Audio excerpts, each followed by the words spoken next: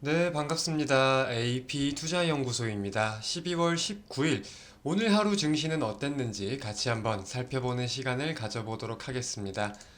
자, 코스피 지수의 경우는 0.33%, 코스닥 지수의 경우는 0.03%, 양대 지수 모두 하락 마감하는 모습을 보였는데 사실상 그 하락의 폭이 뭔가 의미 있는 하락을 보였다라기보다는 그저 약보합 정도로 마감이 되었다라고 좀 살펴볼 수 있을 것 같아요.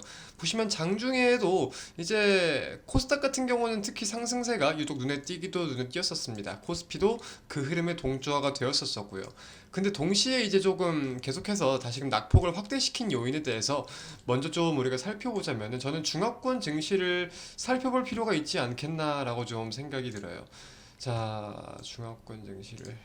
자, 상해종합지수를 지금 보면은 1.92% 하락이라고 좀 표기가 되어 있는데 개장 이후에 계속해서 사실상 하락만 하다가 끝낸 모습이 동시에 홍콩 항생지수까지 보면은 개장 이후에 대략적으로 한 1.73% 상승하는 모습을 보였었지만 다시금 낙폭을 확대시키면서 0.87% 하락을 하였다. 이렇게 좀 살펴볼 수 있는 내용에 대해서 좀 따져볼 필요가 있겠다.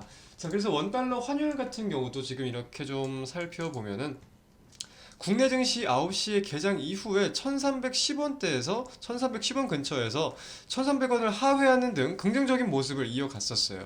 근데 다시금 원달러 환율도 원화 약세, 달러 강세 현상이 이어지면서 증시가 낙폭이 키워졌다기보다는 약세로 전환을 하지 않았나 살펴볼 수 있겠습니다. 오늘 좀 시장에서 기대감이 있었을라나 싶은 요소는 이제 일본 관련된 내용인데 일본 같은 경우는 지금 이런 기사를 하나 좀 살펴볼 수 있을 것 같아요. 이제 아베노믹스 통화정책 수정 검토 보도에 엔화 강세라고 나와 있는데 일본 같은 경우는 계속해서 유동성을 푸는 이 완화적 통화정책에 대해서 고수를 해왔었죠. 전 세계가 긴축을 하는 입장을 보여도 일본은 계속해서 반대로 가는 흐름들을 보였었단 말이에요.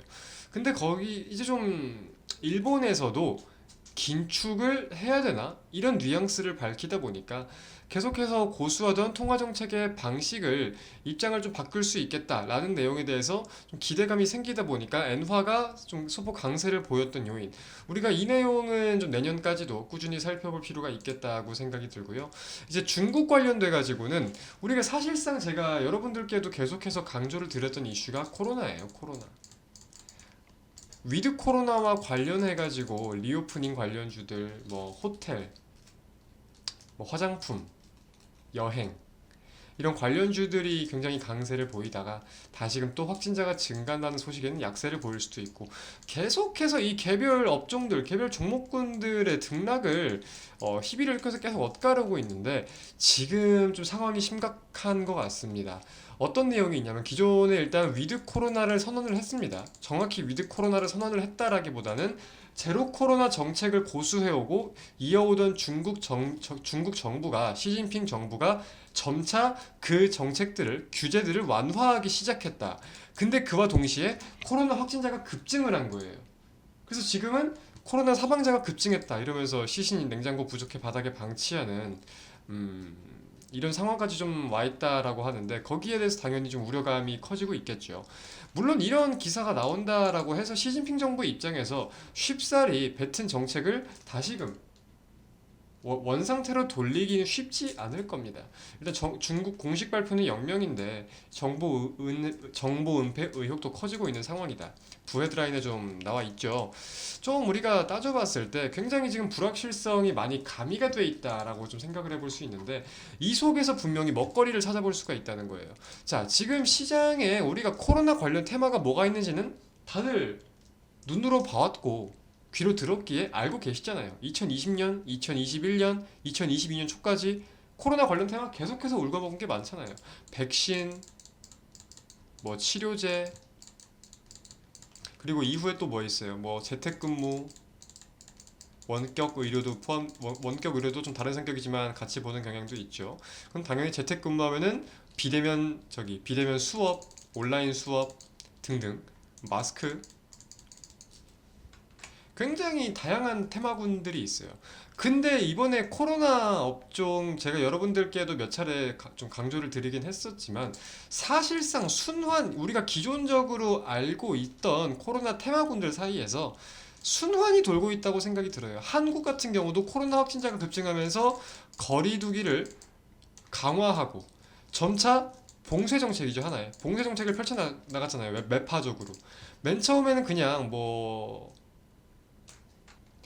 10인 미만 저기 모이는 거 금지였다면 그게 5인이 되고 뭐 3인이 된다 뭐 이런 식이라던가, 아니면 권고, 서울에서만 권고하던 재택근무나 온라인 비대면 수업이 전국으로 확장이 된다거나, 이런 내용이 사실상 지금 똑같이 비슷하게 나오면서 이 테마군들이 순환이 돌고 있다. 그냥 코로나 업종 자체에서 순환이 돌고 있다. 이 순환 구조를 빠르게 파악을 하는 게 저는 중요하겠다라고 생각이 들어요. 그래서 이제 맨 처음에 감기 관련 이제 감기약 품절 사태에 대해서 감기약 관련 뭐 백신, 코로나 치료제 관련주가 급등하는 모습을 보였었습니다. 그러다가 이제 오늘 같은 경우는 뭐 최근에도 좀 주식 시장에서 거래량이 붙고 시세가 보이는 모습들이 보이기도 했는데, 오늘 좀 메인으로 볼 수 있는 거는 이제 중국 비대면 전환 움직임인 거죠. 상하이에서 이제 뭐야, 학생들을 비대면 수업으로 바꾸기로 했대요. 온라인 수업 전환을 지시했대요. 19일부터, 오늘부터죠. 그래서 이제 지역 직장인들도 외출을 자제하고 기업들은 재택근무를 유지하고 있어 비대면 관련주에 관심이 쏠렸다라는 내용인 건데, 결국 우리가 봐왔던 수순과 봐왔던 순서를 곧대로 다시금 리플레이 되고 있는 상황이 좀 아닌가라고 생각이 듭니다. 그래서 이 테마군들을 우리가 꾸준히 추적할 필요가 있겠다라고 저 같은 경우는 좀 판단을 하고 있고요. 동시에 한국 같은 경우도 사실 지금 코로나 관련돼 가지고 좋은 상황은 아니죠.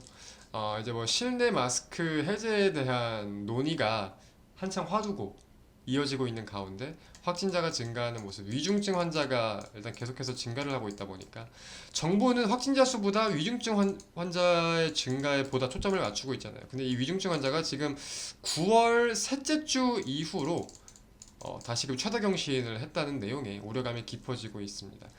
그래서 이제 물론 한국의 코로나 관련된 정책이 다시 강화가 된다면 이 업종, 이 테마군들이 보다 시세가 나올 수도 있겠지만, 사실상 한국이 다시금 코로나 정책이 거리두기가 유지된다. 이거는 아직까지는 제 머릿속에서는 실현 가능성이 높진 않다고 생각이 들고요. 이건 사람마다 생각이 다르겠지만, 여튼 이런 이슈들에 맞춰 가지고 이 테마군들, 이 코로나 테마가 어떻게 움직이는지 우리가 꾸준히 살펴볼 필요가 있겠다 말씀드리면서 영상 마치도록 하겠습니다. 오늘 하루도 모두 고생 많으셨습니다. 감사합니다.